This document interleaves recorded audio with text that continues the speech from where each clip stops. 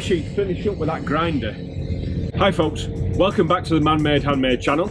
I've left my workshop and I'm on rotation back doing my real job, but that's not going to stop me putting out content. So in today's video we're going to talk all about the Soba Optical Punch. This has made it into many of my previous videos and I thought it's about time we do a demonstration and a review on this tool. Let's get into it.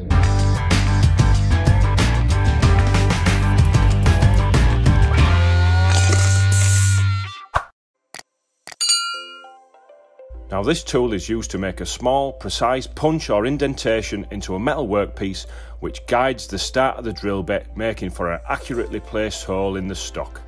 Before I got this tool, none of my holes lined up properly, absolute nightmare.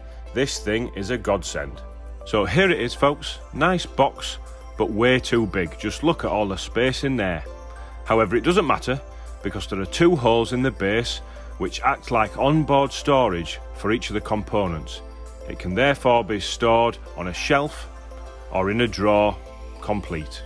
So what's included? Well, there are two punches, one with a 60-degree face and one with a 120-degree face, and two reticles or pilot punches. The pilot punches have different reticles, one with a crosshairs just like a telescopic sight and one with a dot and a circle. Also included, of course, is the base, which has a cork gripping material on the bottom, which helps the unit grip to the surface that you're punching to. Let's take you to the workshop and show you how to use this thing. So let's get started. First job is to make our measurement and mark on the stock exactly where we want the hole. Now, we're not going to get an accurate line with a Sharpie or pen, the line is just too thick.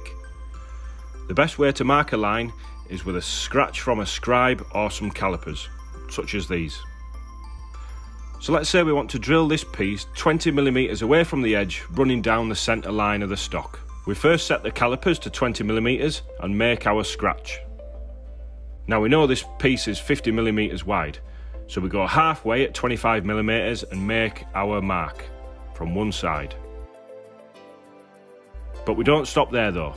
We also measure from the other side, removing any error from the calipers not being set correctly. We then place the base of the punch over the cross and insert one of the reticles. We can then move the crosshairs over the mark. If there are three lines, we aim for the centre. Now, holding the base steady, remove the reticle, replace it with a punch and tap it with a hammer. We can then drill the hole using the punch mark as guidance for the drill bit.